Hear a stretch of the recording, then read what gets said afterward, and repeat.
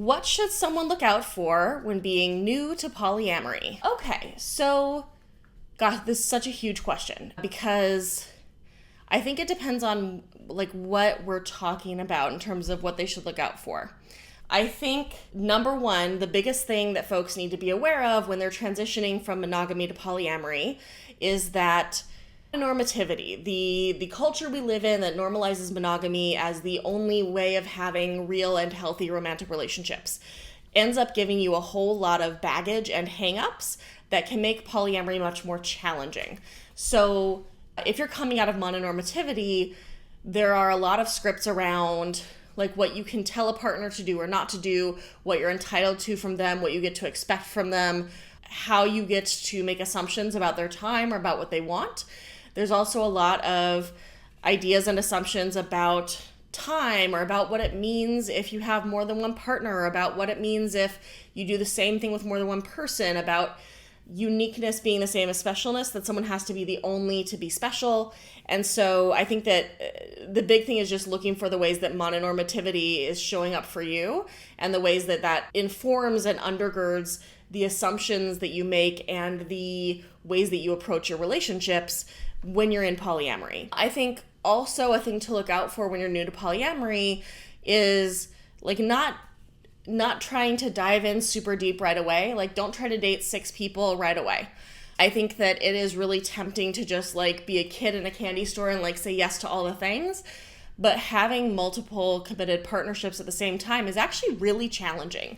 And so if you end up with like 4 people you're dating, you're trying to do like Olympic level polyamory when you are still like developing your skills. So like just go slow in your relationships. Like don't try to find someone to nest with or marry right away. Just like give yourself space and time to like figure out your skills and figure out everything as you go. Another thing to look out for when you're new to polyamory is like partner choice makes a really big difference. This is true in monogamy as well. If you choose someone to be a partner who doesn't do things similarly to how you do them, or who has patterns that don't work well with yours, it can cause a big problem. In polyamory, the problem is that like partner selection can really create huge problems that ripple out across all of your connections. And so figuring out for you, like what are your personal absolute no's, things that you can't deal with. And some of those may be like general, everybody would have them, like I won't date people who treat me like crap. I won't date people who insult me. I won't date people who refuse to come to my house, right? Some of them may be petty ones. If you are someone who like you need the person you date to be on time, and there's someone that you're dating and you like them in a lot of ways, but they struggle with being on time, you need to honor that truth about yourself, that you cannot date someone who's not a timely person. Because if you try to build a bunch of relationships with people, trying to like pretend that you're going to be okay with things that you're really not going to be okay with, it's just going to cause more problems down the line. Another thing to look out for if you're new to polyamory is just figuring out like how out you want to be and how that affects the different choices you make. Like, are you okay with having pictures of yourself with multiple partners online? Are you okay with, like, the building I live in has security 24 hours, so there's a person downstairs. They see me come in with multiple people on dates. Are you okay with your door person having you, or like seeing you have multiple people you're dating? Are you okay with your doctor knowing? Are you okay with your family knowing, with your friends? If you're not okay with your friends knowing, are there ways that you need to be cautious about where you go with dates, right? Like thinking about how the way that you live your life and the way you approach your relationships may need to change if you don't want to be out, or you may need to be more cautious if you don't want people to pick up on the fact that you're seeing multiple people. And I think the last thing that I'll mention tonight, at least, is just like being super aware of your boundaries and being super aware of your own like wants and needs. I think that monogamy culture teaches a lot of us to very much ignore our own boundaries and our wants and needs.